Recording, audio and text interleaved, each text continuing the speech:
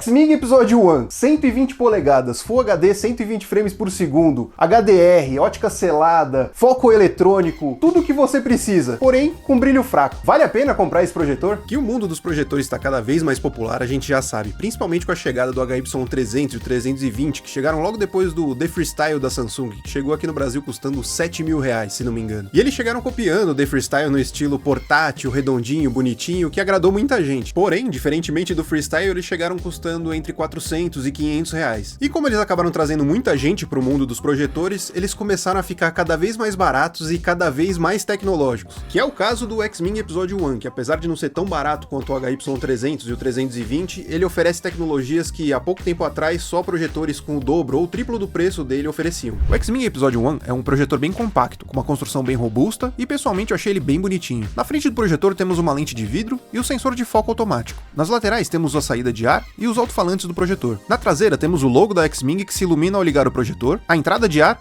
e as conexões de saída de som, HDMI variável até 2.1 ARC, USB e fonte de energia. Embaixo temos os pés emborrachados e a rosca 1/4. E acima temos o botão de energia. Um dos pontos fortes desse projetor é que o sistema operacional é o Google TV certificado, que na minha opinião é o melhor sistema operacional para esse tipo de aparelho, ganhando do sistema Android TV, que é o mais comum entre os projetores e normalmente ele não é certificado, trazendo alguns problemas. A navegação é fluida e muito responsiva. O Google TV traz todos os aplicativos rodando nativamente no projetor, então você não precisa se preocupar nem com incompatibilidade ou falta de suporte, o que acontece com frequência em projetores como o HY300 e o 320. Os aplicativos vão rodar em Full HD e, quando disponível, em HDR. O fato do projetor já contar com Google TV torna ele ainda mais portátil, pois você não precisa levar um TV Box junto com o projetor para ter uma experiência decente na hora de assistir filme e série quando você vai viajar. O Episódio 1 é um projetor Full HD nativo. Ele consegue rodar 1080p a 60 quadros por segundo na maior parte dos casos. Como assim na maior parte dos casos? Porque se você tiver uma máquina forte o suficiente, ele consegue rodar em Full HD a 120 frames por segundo. Além disso, ele tem um input lag bem baixo, o que não é comum entre os projetores de entrada, e isso torna ele uma ótima opção para se usar jogando videogames. Lembrando que para ter o tempo de resposta baixo, você precisa desabilitar a correção de keystone automática. Para você abrir uma tela grande de projetor, o Full HD é a resolução mínima para que você tenha uma boa experiência quanto à qualidade de imagem, pois o Full HD entrega pixels o suficiente para você conseguir definir detalhes na imagem. Esse projetor conta com HDR10, o que significa que o alcance dinâmico dele vai ser maior do que a maioria dos projetores comuns. Um maior alcance dinâmico significa que o projetor vai trabalhar com uma gama de cores maior. Aqui nós temos um ponto positivo e um ponto negativo. A qualidade de imagem do projetor é muito boa, temos uma boa definição e cores vibrantes, principalmente quando o HDR está ativo. Porém, o HDR desse projetor acabou se embolando em algumas imagens que testei, colocando cores tão vibrantes a ponto de perder o detalhe nas imagens. Isso aconteceu em alguns testes, mas não foram todos. Inclusive, na maior parte dos testes, o HDR fez sim um bom trabalho. Em relação ao brilho do projetor, sim, ele é fraco. Porém, você consegue um brilho bem decente seguindo alguns passos. Primeiro, não é porque ele consegue abrir uma tela de 120 polegadas que significa que você deve usar nesse tamanho. Se você estiver procurando um projetor para usar 120 polegadas, o certo é você procurar um projetor que consiga fazer 150 polegadas. Todo o limite do projetor como esse de 120 polegadas não significa que a qualidade vai ser boa. Com o Episódio 1 em 120 polegadas, o brilho do projetor já fica bem mais fraco, mesmo estando completamente no escuro. E com 120 polegadas eu senti que o foco não ficou perfeito. O brilho dele vai ser menor do que se ele estivesse com uma tela de 100 ou 80 polegadas. Segundo, a distância do projetor com a tela afeta o brilho. Sendo assim, não deixa o projetor tão longe da tela. E terceiro, a melhor forma de usar um projetor com brilho fraco é usar uma tela de projeção branca. No meu caso, eu tenho uma tela de projeção branca que faz com que o brilho do projetor fique muito melhor. No meu escritório, com a tela de projeção, o tamanho da tela fica um pouco maior que 70 polegadas, em uma distância de mais ou menos 2,10 metros, e com o ambiente todo escuro. Essa configuração é perfeita para mim. O brilho fica ótimo e o tamanho de tela também, e o foco fica perfeito. No meu quarto eu consigo mais distância do projetor com a parede, totalizando 3 metros e 120 polegadas. E eu consigo deixar o quarto todo escuro, porém minha parede é cinza escuro e isso afeta muito a imagem. Para testar, eu coloquei uma folha sulfite branca na parede para vocês verem como uma tela branca ajuda com o brilho. A parede cinza escura ajuda com o contraste. Porém, nesse tamanho de tela, a imagem acaba ficando muito escura. Tudo isso que eu falei aqui pra vocês agora são fatos. Porém, vocês podem pegar todos esses fatos e jogar no lixo, pois no final das contas o que importa mesmo é o seu gosto. Eu prefiro assistir na minha tela de projeção com uma imagem menor, um brilho mais forte e sentado na minha poltrona de cinema.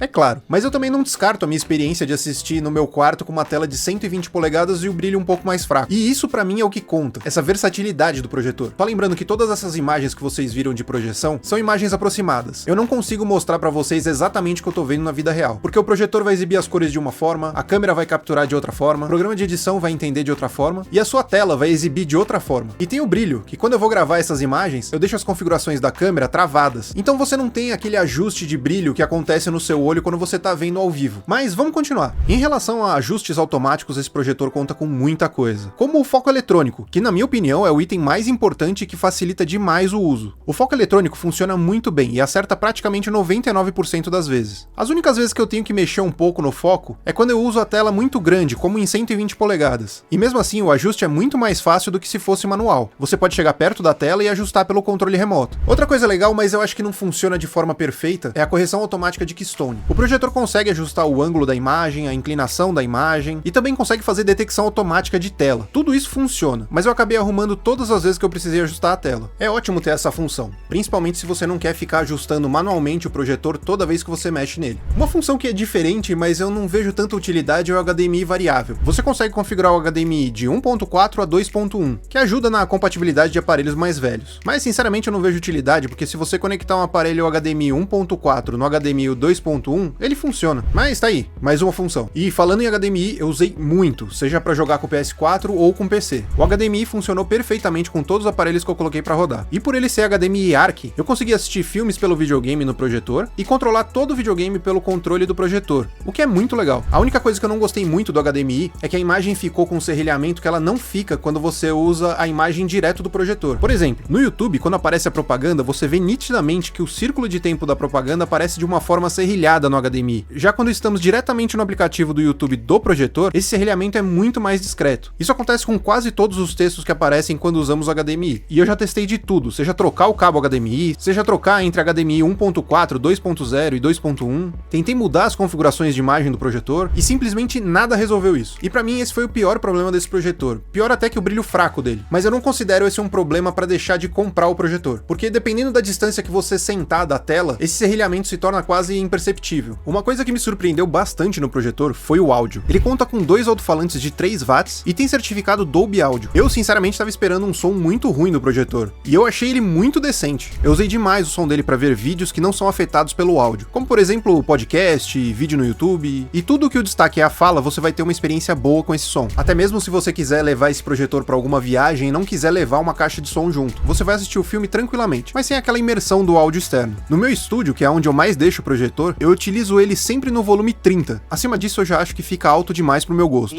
First ever hands-on with the RTX 5090. Mas eu não uso o tempo todo o som do projetor, e sim das minhas caixas de som da Tomate, que inclusive tem review aqui no canal. Eu conecto elas pelo Bluetooth do projetor e elas funcionam muito bem.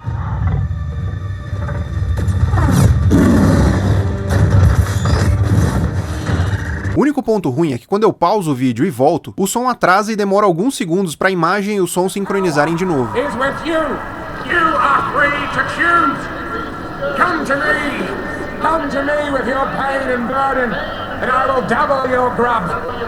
Mas isso volta ao normal muito rápido e não chega a ser um grande problema. Mas caso você não queira esse atraso quando pausar o vídeo, é só conectar as caixas de som pela saída de áudio do projetor, ou você também pode usar um HDMI ARC para conectar uma soundbar ou um home theater nele. Que eu queria que ele tivesse saída ótica, é óbvio que eu queria, eu sou apaixonado pela saída ótica, mas infelizmente só tem essa daí. Outra coisa que eu gostei bastante no projetor é o sistema de resfriamento dele. O projetor puxa o ar pela traseira e solta pelas laterais. O sistema é muito eficiente e ajuda demais a manter o ruído do projetor bem baixo. Pelo menos uns 90% do tempo eu utilizo aqui o projetor com o ar-condicionado ligado. Não pelo projetor, mas sim porque aqui é muito quente no meu estúdio. O sol bate aqui na janela o tempo todo e fica muito quente aqui dentro. E mesmo as vezes que eu usei sem o ar-condicionado e o projetor esquentou um pouquinho mais, o ruído dele é baixo e dependendo da altura que você estiver assistindo as coisas, você não vai nem escutar o projetor. Meu conselho é, se você tem ar-condicionado, deixa o ar-condicionado ligado quando você estiver usando o projetor. Isso vai fazer com que o projetor resfrie de forma mais eficiente, dando mais vida útil pro projetor e evitando futuros problemas. O projetor trabalha emitindo luz, e isso gera bastante calor. Então, quanto melhor resfriado, maior a vida útil. Outro ponto positivo e super decisivo na minha compra do projetor é que ele tem ótica selada. Ou seja, toda a parte de ótica, como lente e o sistema de projeção, ficam fechados e vedados. Isso ajuda muito a não entrar sujeira na lente e deixar a imagem com pontos escuros. Aparentemente, isso também ajuda na qualidade de imagem. Eu não tenho como provar isso, mas é o que as empresas divulgam. E a qualidade da imagem é realmente boa. Outra coisa é que com a ótica selada, o projetor pode ficar mais compacto e ter um sistema de resfriamento mais eficiente. Em resumo, eu indico sim a compra do X-Wing Episódio 1, desde que você tenha as expectativas no lugar certo e entenda qual é a proposta do projetor. O projetor é para ser usado no escuro, ele tem tecnologias muito legais, mas que talvez você precise fazer algum ajuste fino. Ele não é o mais barato, mas tá muito longe de ser o mais caro. Falando no valor, eu paguei R$ 1.490 nele com estoque no Brasil. Eu tinha um desconto ali no AliExpress e aproveitei esse desconto para comprar ele. Normalmente ele custa entre R$ 1.500 e R$ 1.600. E eu comprei ele porque além de ter todas essas tecnologias, já ter o sistema operacional certificado e ser um preço bom para um projetor de entrada, eu sempre quis montar um cinema aqui em casa com uma tela gigante. Tanto para ver filme, série e também para jogar videogame com uma tela gigante. E esse projetor cumpriu exatamente o que eu queria que ele fizesse. E ele ainda me dá essa flexibilidade de que se eu quiser assistir um filme numa tela de 120 polegadas, eu posso fazer isso a qualquer momento. Bom, eu já tô com esse projetor há mais de 2 meses e essa foi minha experiência com ele. Eu tô gostando demais. Não é o melhor projetor do mundo, não existe projetor perfeito, mas eu gostei muito. E se você tiver as expectativas certas, ele vai cumprir com o papel que ele promete. E se vocês quiserem acompanhar essa saga que foi montar o cinema aqui em casa, quando chegou o sofá, eu montando a tela e testando com o projetor, os vídeos estão aqui pra vocês assistirem, tá bom? Espero que vocês tenham gostado. Se inscreve aí no canal, bate naquele sino, assim você recebe todos os vídeos de notificações. Se quiser me ajudar, você pode curtir, comentar e compartilhar esse vídeo, beleza?